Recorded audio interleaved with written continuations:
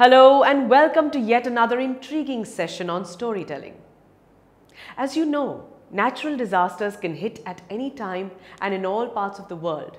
Floods, tornadoes, cyclones, landslides and earthquakes can occur anywhere and everywhere. In some areas of our nation, certain disasters happen more often than in others. For instance, Gujarat and Latur are known for severe earthquakes, while the eastern part of the country faces floods and cyclones. There are regular reports of landslides in the northern hilly areas. And who can forget the tsunami that hit the southern coast of India in 2004? Likewise, every state may face some natural disasters that are expected, but the impact of unexpected disasters is usually more severe. And that is mainly because people in the area are not prepared, mentally or physically, for the disaster. Consider the floods that ravaged Mumbai in the year 2006. It was an unexpected calamity due to which the people and the government were underprepared. Had they anticipated the upcoming calamity, a lot of lives could have been saved. Such was the case in Orissa, when major parts of the state were hit by a cyclone in the year 1999. And today, we shall read about the survival of the people of one such village in the story, weathering the storm in Ersama. But before I tell you more about it, let me introduce you to its writer. Harsh Mandir works for the upliftment of the survivors of mass violence and hunger, as well as homeless children, and various other social causes and movements. He writes and speaks regularly on issues of communal harmony, tribal, Dalit and disabled persons' rights, the right to information, custodial justice, homelessness and bonded labor. His major literary works include Unheard Voices, Stories of Forgotten Lives, The Ripped Chest, Public Policy and the Poor in India, Fear and Forgiveness, The Aftermath of Massacre, Fractured Freedom, Chronicles from India's Margins, Ash in the Belly, India's Unfinished Battle Against Hunger, and Looking Away, Inequality, Prejudice and Indifference in New India. Moreover, you can read his columns in the leading newspapers like The Hindu, Hindustan Times and Dainik Bhaskar. Many of his stories have been adapted for films such as Shyam Benegal's Samar and Mallika Sarabhai's dance drama Unsuni. On October 29, 1999, a super cyclone struck Orissa, causing widespread destruction. At least 10,000 lives were lost and approximately 1.5 million people were left homeless. This cyclone was the deadliest storm to hit India after 1971. The storm, which began with a disturbance on 23rd October, reached the Andaman Sea on 25th October. Gradually, it gained strength and became a cyclone in the Bay of Bengal with a velocity of up to 300 kilometers per hour. On October 29th, it hit Orissa between Ersama and Balikuda in the Jagatsinghpur district. This cyclone went on to batter the coastal districts for more than 8 hours. Puri, Kendrapara, Khurda and Jagatsinghpur were among the worst affected districts. Now this story, Weathering the Storm in Ersama, is a real-life account of the aftermath of the cyclone. Here we shall read about Prashant, a young man who spent 2 dreadful nights marooned on the roof of a house. On the 3rd day, he decided to go to his village. Did he find his family? Let's read the story and find out. Weathering the Storm in Ersama by Harsh Mandir. On 27th October 1999, 7 years after his mother's death, Prashant had gone to the block headquarters of Ersama, a small town in coastal Orissa, some 18 kilometers from his village, to spend the day with a friend. In the evening, a dark and menacing storm quickly gathered. Winds beat against the houses with a speed and fury that Prashant had never witnessed before. Heavy and incessant rain filled the darkness. Ancient trees were uprooted and crashed to the earth. Screams rent the air as people and houses were swiftly washed away.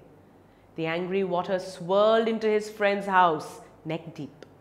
The building was of brick and mortar and was strong enough to survive the devastation of the wind's velocity of 350 kilometers per hour. But the cold terror of the family grew with the crashing of trees that had got uprooted and fallen on their house sometime in the middle of the night, damaging its roof and walls. The crazed destruction wrought by the cyclone and the surge of the ocean continued for the next 36 hours, although wind speeds had reduced somewhat by the next morning. To escape the waters rising in the house, Prashant and his friend's family had taken refuge on the roof. Prashant will never forget the shock he experienced at his first glimpse of the devastation wrought by the super cyclone in the grey light of the early morning. A raging, deadly brown sheet of water covered everything as far as the eye could see. Only fractured cement houses still stood in a few places. Bloated animal carcasses and human corpses floated in every direction. All round, even huge old trees had fallen. 2 coconut trees had fallen on the roof of their house. This was a blessing in disguise because the tender coconuts from the trees kept the trapped family from starving in the several days that followed. For the next 2 days, Prashant sat huddled with his friend's family in the open on the rooftop. They froze in the cold and incessant rain. The rainwater washed away Prashant's tears. The only thought that flashed through his mind was whether his family had survived the fury of the super cyclone. Was he to be bereaved once again? 2 days later, which seemed to Prashant like 2 years, the rain ceased and the rainwaters slowly began to recede. Prashant was determined to seek out his family without further delay. But the situation was still dangerous, and his friend's family pleaded with Prashant to stay back a little while longer. But Prashant knew he had to go. He equipped himself with a long, sturdy stick and then started on his 18-kilometer expedition back to his village through the swollen flood waters. It was a journey he would never forget. He constantly had to use his stick to locate the road to determine where the water was most shallow. At places, it was waist deep and progress was slow. At several points, he lost the road and had to swim. What a relief it must have been for Prashant to be united with his family.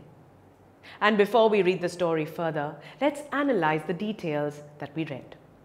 Just 2 days before the cyclone struck and 7 years after his mother's death, Prashant had gone to the block headquarters of Ersama to spend the day with a friend. Now, Ersama is a small town in coastal Orissa, some 18 kilometers from his village. In the evening, a storm hit the town. Prashant had never witnessed such force in the winds before. The winds were accompanied by heavy rains. Trees were uprooted and houses were swiftly washed away.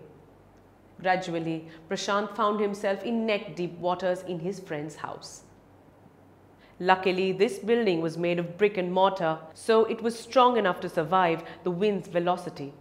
But in the middle of the night, an uprooted tree fell on their house, thus damaging its roof and walls. Although the wind had mellowed down by the next morning, the damage brought about by the cyclone and the swelling ocean continued for the next 36 hours. Since the waters were constantly rising, Prashant and his friend's family took shelter on the roof. The sight that awaited Prashant in the wee hours of the morning will probably be remained etched in his mind forever. He could only see a brown sheet of water in front of him. Only a few broken cement houses still stood in a few places. Dead bodies of animals and humans floated in every direction. 2 coconut trees had fallen on the roof of their house. Now this was a blessing in disguise for Prashant and his friend's family. That's because they saved themselves from starving to death by eating the tender coconuts from the trees. For the next 2 days, Prashant and his friend's family stayed on the rooftop, withstanding the cold and the unstoppable rain. During this time, all Prashant could think about was his family. He thought whether his family would have survived the fury of the super cyclone. After 2 long days, the rain stopped and gradually the rain waters began to ebb. Now Prashant knew he had to start looking out for his family immediately. In spite of the many requests of his friends' family, Prashant didn't wait for the situation to grow better.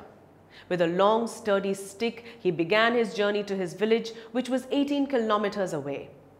Due to the swelling waters, he constantly had to use his stick to locate the road and to determine where the water was most shallow.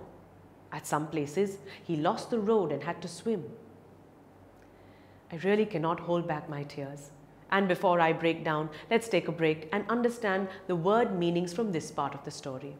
So let's begin with the word menacing, which refers to something that is likely to cause harm.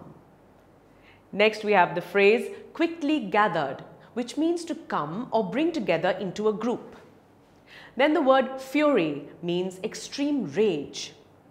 The next word, incessant, means continuous or unstoppable. Now, rent means to rip apart. After that, we have the word swirled, which means to move quickly with a twisting circular movement.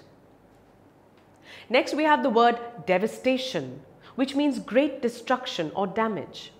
In the story, the phrase cold terror indicates extreme fear. Next, the word rot means to cause something to happen.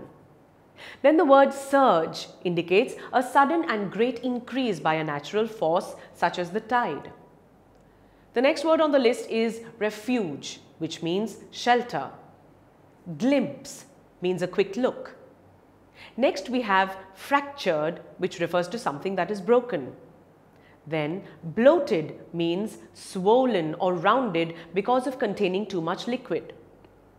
Carcasses refers to dead bodies of animals, and corpses refers to dead bodies of humans. Next, the word huddled means to gather or crowd together.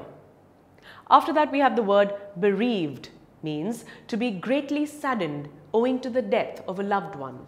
Whew. That was quite a list. Without wasting any more time, let's get on to reading the next part of the story. TutorMate. For more amazing video lectures, download the free app on the Apple App Store or Google Play Store.